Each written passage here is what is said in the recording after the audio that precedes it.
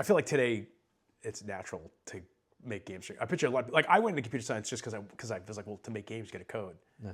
And although I did try to learn how to program as a kid, I was too lazy to actually get good at it. So I thought going. Yeah. Did you do the copying code out of a magazine? Oh yeah. But I didn't know how any of it worked. And I tried to make games with like construction kits and stuff, but I thought that getting a degree in computer science would kick my ass into learning how to actually code, which it did do. Oh, that's so. That was a 2-year master's degree in serious games. I think it was 2 years. Yeah, evening classes. Yeah. Interesting. So what kind of classes did you take to learn about? That's pretty. What year was that? That was 2008? I think it was like 2010. I think. Okay, so that was okay. Serious games was a big deal by then. So what do they teach you about serious games? What's different about developing serious games versus still developing quote unquote real games? Like, from an academic perspective. I liked the curriculum. I liked the professors. That was a good thing. A lot of it was about. It was officially in the telecommunications school at Michigan State, and they have like a world-class telecommunications program. So a lot of it was about just the theory of communicating over a network or digitally, how people talk to each other. Okay. There's also a big teaching school at Michigan State, so there was a lot about pedagogy, about just how do you teach people things, how do you learn things. And then there was product design, which was how do you determine what is your audience wants, what they need, how do you validate that what you've made is the thing you're trying to do, that it makes those goals of what you're trying to reach. And then there was some actual little bit of like, all right, let's make a little Flash game or some other little game like that. And then there was just studying, here are 7 interesting, important games, play them, we're gonna be writing up in these formats, analyze them into this, and why does this work this way and why does it work that way? So it was I thought a really good whole spectrum mix of like making something that is supposed to achieve something in the world. And that happened to be that was a game, but there's a lot of important stuff to know about any sort of modern product you create that communicates and tries to change someone. Okay. So it wasn't necessarily a technical degree. A lot of it was on design. No, there was like the one real programming class was in undergrad CS they had us do. And then at the same time I was taking an undergrad CS class and some game programming as I was taking a PhD level telecommunications class. So it's fascinating to be doing, I'm in between, I'm 7 years out of undergrad, and here I am taking an undergrad class and a PhD level class, which is very different teaching styles and stuff at the same time, and I really loved that. So that's interesting. And you mentioned product design. I've been meeting a lot of people lately that are quote unquote product designers. And I'm like, what is that? I'm old. That didn't exist when I was in college. Like, what is product design? Well, and again, this was, I'm a guy who's had 1 or 2 classes, not a degree in it. But there's just a lot of interesting formalized, semi-formalized concepts around you have personas. Who are you making this for, right? Okay, I've decided I'm making this for someone who's between these ages of this economic standing. Okay. They probably have these experiences and this understanding of it. Very different than making something for, this is an older person who's never seen this technology before.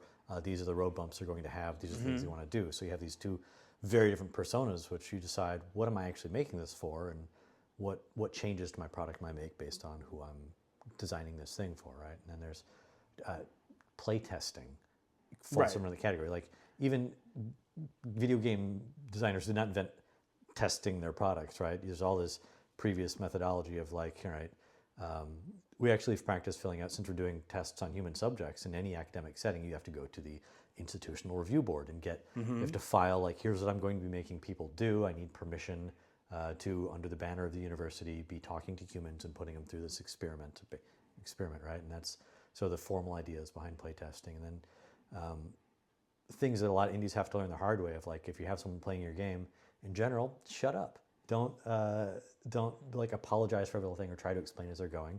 Have your questions that you're trying to answer for yourself beforehand.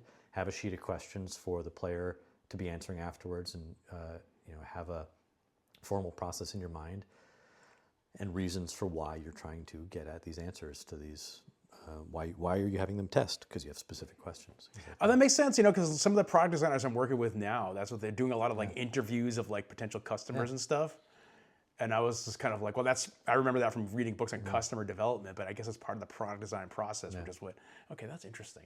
So does that help you with game development at all? Because a lot of game development is trying to match what you're making with the audience. It seems like this actually is sort of a secret sauce of game development as well. Yeah, I mean, well, what's interesting, the way a lot of game festivals work out these days, they're not economically a good deal if you're trying to get returns on like showing your game to get customers to know about it and buy it. Right. That's a small number of the situations you'll find yourself at a fairly high profile number of festivals. There's a lot of smaller festivals where the real value is being a human